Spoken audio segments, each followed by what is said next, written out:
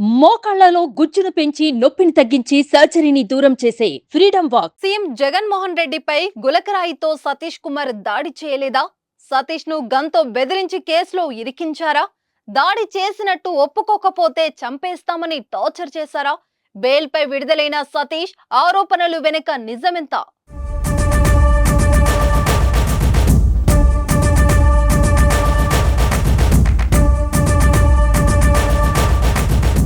CM Jaganmohan రెడ్డిపై గులకరాయితో దాడి కేసులో నిందితుడు సతీష్ కుమార్ బెయిల్ పై విడుదలయ్యాడు. ఈ కేసులో సుమారు 45 రోజులుగా నెల్లూరు కేంద్ర కారాగారంలో జ్యుడిషియల్ రిమాండ్లో ఉన్న సతీష్ కుమార్ ఆదివారం బయటకు వచ్చాడు. అక్కడి నుంచి సతీష్ ను అతడి తల్లిదండ్రులు వారి తరపున న్యాయవాది ఇంటికి తీసుకెళ్లారు.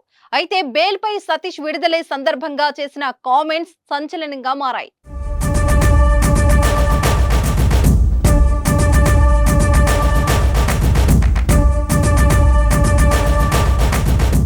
సీఎం జగన్మోహన్ రెడ్డిపై తాను గులకరాయితో దాడి చేయలేదని, అనవసరంగా నన్ను ఈ కేసులో ఇరికించారని సతీష్ ఆరోపిస్తున్నాడు. దాడి చేసినట్టు ఒప్పుకోవాలని, తన తలపైన తుపాకీ పెట్టి చంపేస్తామని బెదిరించారని ఆవేదన వ్యక్తం చేశాడు.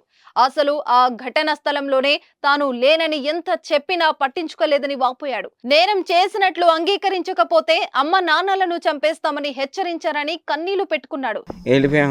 స్కూల్ దగ్గర అయితే లేము మేము. మీరా గార కొట్టింది అది ఇదని బెదిరించి పోలీసులు నైట్ 11ంటికి మా అమ్మ మా అందరిని తీసుకెళ్ళి పోలీస్ స్టేషన్లో భయపెట్టారు. మా ఫ్రెండ్స్ని నన్ను అందరిని తీసుకెళ్ళి. ఇప్పుడు నువ్వు రాయితో ఆయన కొట్టావా? మేమే కొడతాం సార్, మేమైతే కొట్టలే. మేము ఆ రోజు పనికి వెళ్ళి వచ్చాం, బయలుదేరి పనికి. మేమైతే కొట్టలే. అంటే నువ్వు 2 అంతస్తుల మిద్ది మీద నుంచి కేడుపాలతో కొట్టావు అది ఇది అని చెప్తున్నావు. నువ్వు అసలు ఆ సంఘటన జరిగినప్పుడు నువ్వు ఆ ఏరియాలో ఉన్నావా? అసలు నేను లేని కూడా లేను సార్. ముఖ్యంగా ఇప్పుడు ఏ పోలీసులు తీసుకెళ్ళి ఏం చెప్పారమ్మా, ఏమన్నారు నిన్ను? నిన్నైతే అటు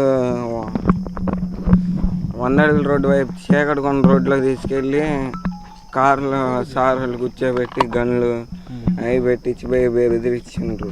నువ్వేం నేరం చేసినట్లు ఒప్పుకో, నీకేం కాదు, అన్ని మేం చూసుకుంటాం. 2 రోజులు జైల్లో ఉంటావు, తర్వాత బయటికి వచ్చేస్తావు. నేరాన్ని నీపైన వేసుకుంటే 2 లక్షల రూపాయలు ఇస్తామని పోలీసులు తీవ్రంగా ఒత్తిడి తీసుకొచ్చినట్టు విచారించారు. సీసీ కెమెరాలను చిక్కకుండా ఉండేందుకు మరగదొడ్డిలోకి తీసుకెళ్లి అక్కడ నన్ను తీవ్రంగా హింసించి బెదిరించేవారు అని మీడియా ముందు సతీష్ బోరుమన్నాడు. సతీష్ ను కేసులో ఇరికించాలని చూశారని అతడి తరపు న్యాయవాది సలీం తెలిపారు.